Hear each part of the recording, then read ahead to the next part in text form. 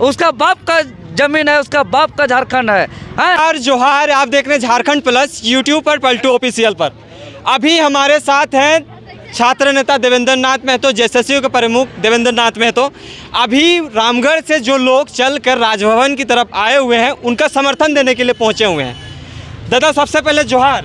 जोहार जोहार, क्रांतिकारी जोहार। आज जिस तरह से रुंगटा फैक्ट्री को लेकर रामगढ़ के तमाम जो माताएं बहनें और बूढ़े बुजुर्ग सभी लोग आ रहे हैं, इसको आप किस तरह से समर्थन दीजिएगा, क्या करिएगा? देखिए, आएंगे भी क्यों नहीं, क्योंकि जो गांव एक खूबसूरती का गांव था, एक खुशहाल का गांव था, एक शांति प्रिय का गांव था, जहां पे बहुत आराम से, प्यार से, निरोगी से अपना जीवन यापन करते थे, जो आज सारा चीज़ छीन लिया गया।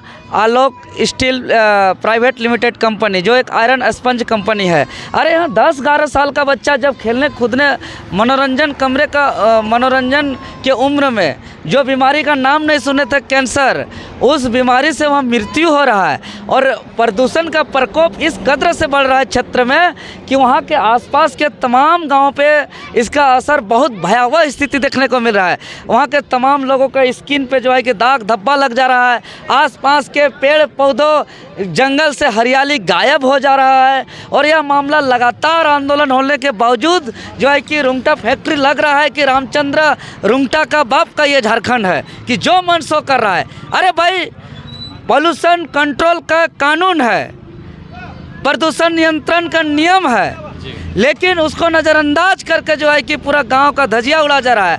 आज बुढ़ाखाप में जो है कि 5 मिनट जो है कि एक शुद्ध हवा का नसीब नहीं हो रहा है। अब बताइए, हवा का नसीब नहीं होगा, पानी का नसीब नहीं होगा, खाने का नसीब नहीं होगा, तो किस तरह का जीवन?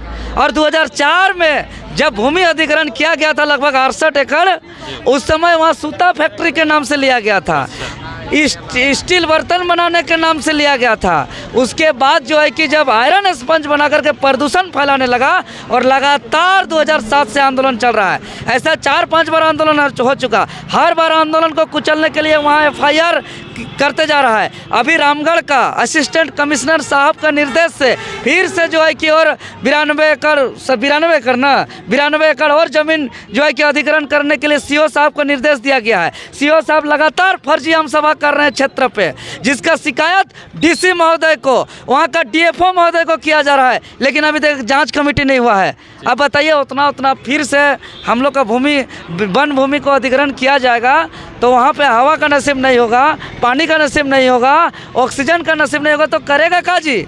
इसलिए आर पार का लड़ाई है। आज बुढ़ाखाप से पैदल चलते हुए तमाम ग्रामीण जो है कि राज्य के महामहिम राज्यपाल महोदय से गुहार लगा रहे हैं, निवेदन करेंगे कि संज्ञान में लेते हुए जो है कि आलोक आयरन स्पंज स्टील जो प्राइवेट लिमिटेड कंपनी है रामचंद्र रुंगटा का, उस पर जो है कि लगाम कसें और वहाँ के ग्रामीणों को, जो वहाँ प्रदूषण का प्रकोप है, रोग का प्रकोप है, वहाँ का हवा पानी भी नसीब नहीं हो रहा है, जो एक जीवन जीने के लिए संविधान का अनुच्छेद में भी जीने का अधिकार है, उसको शुद्ध हवा का अधिकार है, उसको शुद्ध पानी का अधिकार है, उसको ऑक्सीजन का अधिकार है। अब वो जो है कि उसको नहीं दिया जाएगा तो कैसे जिएगा? इसलिए संज्ञान में लेके इस तमाम बिंदुओं पर कार्रवाई किया जाए। तो कहीं ना कहीं आपका कहना ये है कि रुंगटा फैक्ट्री पर्यावरण को क्षति पहुंचा रही है, जिस तरह से एक बार देखने को मानव सभ्यता को तहस नहस करके रख दिया, तार करके रख दिया है।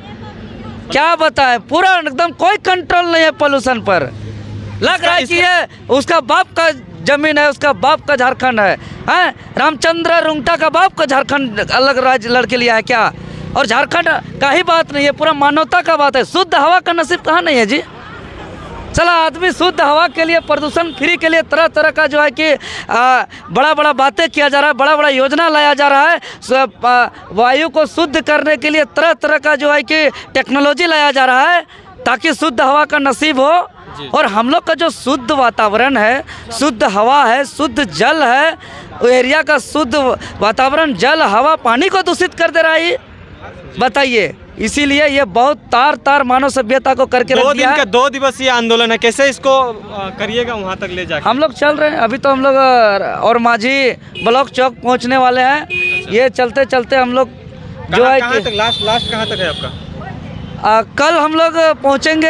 आज हम लोग विकास में विश्राम करेंगे और कल महामहिम राज्यपाल महोदय से निवेदन करेंगे, गुहार लगाएंगे कि संज्ञान में लेते हुए तमाम ग्रामीणों का जो भी दुख है, तकलीफ है, दर्द है, पीड़ा है, इससे निजात दे करके जो शुद्ध हवा, शुद्ध पानी, शुद्ध भोजन, खुशहाल जीवन, हरियाली जीवन, खुशहाल वातावरण वहाँ जो है कि मुहैया कराया जाए। क्या लगता है कि इस फैक्ट्री को लेकर तमाम जो रामगढ़ वासी बहुत दिनों से लड़ाई लड़ रहे हैं, क्या लगता है इस बार आपका आंदोलन सफल? बिल्कुल, अब तो होना ही होगा क्योंकि लंबा लड़ाई लड़ा जा रहा है। 2007 से लगातार आंदोलन हो रहा है। अभी कुछ दिन पहले जो है कि 11 मार्च इसी साल 2023 को हमारा 10-11 साल का अपना भाई को भी खोया है।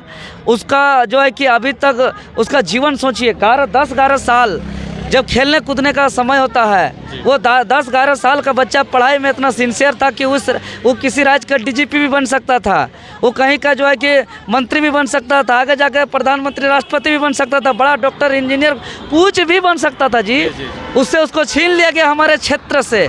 आज उसका माँ बाप को ये कंपनी, ना ये सरकार, ना प्रशासन कोई पूछने तक नहीं गया है। मानवता के नाते हाल चाल तक नहीं पूछा है, मुआवजा तो दूर की बात। और जो उसके न्याय को लेकर के जो सड़क पे उतरे थे, टाइगर जयराम जी भी आए थे, उसके नाम पर भी FIR किया गया। 11 ग्रामीणों पर FIR किया गया। पैदल यात्रा में जेबी केसेस का कैसा समर्थन है? पूरा फुल समर्थन है जेबी केसेस का, और ये लड़ाई को अंतिम अंजाम तक पहुंचाने के लिए पूरा फुल समर्थन है, और साथ साथ पैदल भी चल के समर्थन दे रही है। नहीं कि ये नैतिक समर्थन का हम लोग बात नहीं करते, एकदम सशरीर उपस्थित होकर के पैदल साथ चल करके, गोली खाना पड़े तो साथ में गोली पहले हम लोग खाएंगे, जो है कि लाठी खाना पड़ेगा तो हम लोग खाएंगे, केस झेलना पड़ेगा तो हम लोग झेलेंगे, लेकिन जो है कि वहाँ के ग्रामीणों को जो एक मानव का अधिकार है, शुद्ध हवा, शुद्ध वायु, शुद्ध जल, जीवन यापन करने का, जीने का अधिकार है, उसको न छीना जाए। रुंगटा फैक्ट्री को क्या कुछ संदेश देंगे, क्योंकि जिस तरह से आप आंदोलन कर रहे हैं, संघर्षशील रहे हैं, तो क्या बोलना चाहिए? रुंगटा फैक्ट्री को यही कहेंगे कि हमारा संविधान में कानून बना हुआ है कंट्रोल पोल्यूशन का, नियंत्रण प्रदूषण का। कई जगह हम लोग कोई विकास का विरोधी नहीं है, और भी स्टेट पे जो है कि बहुत सारा इंडस्ट्री फैक्ट्री चलता है, लेकिन वहाँ उस कंपनी, वो इंडस्ट्री आसपास में बेहतर शिक्षा मुहैया करता है, बेहतर लाइट व्यवस्था करता है, साफ़ सफाई पर ध्यान रखता है, सुंदरीकरण करता है, स्थानीय लोगों को रोजगार देता है, वहाँ के स्थानीय लोगों का बच्चा का बेहतर शिक्षा के लिए अपने स्तर से पहल करता है, स्कूल खोलता है, वहाँ का बीमारी कुछ होता है तो उसका स्वास्थ्य के लिए जो है कि वह अस्पताल खोलता है। लेकिन ना या कोई इस तरह का आसपास का जो एक प्रावधान है कंपनी का, प्रावधान तो ना स्वास्थ्य मुहैया करा रहे हैं, ना शिक्षा मुहैया करा रहे हैं, बता रहे हैं ना कि वहाँ स्थानीय लोगों को नौकरी तक में नहीं रखे हैं, सब बाहरी को बुला के रख लिए हैं। इसीलिए हम लोग आज पैदल चल रहे हैं। जोहार दादा। जोहार जोहार।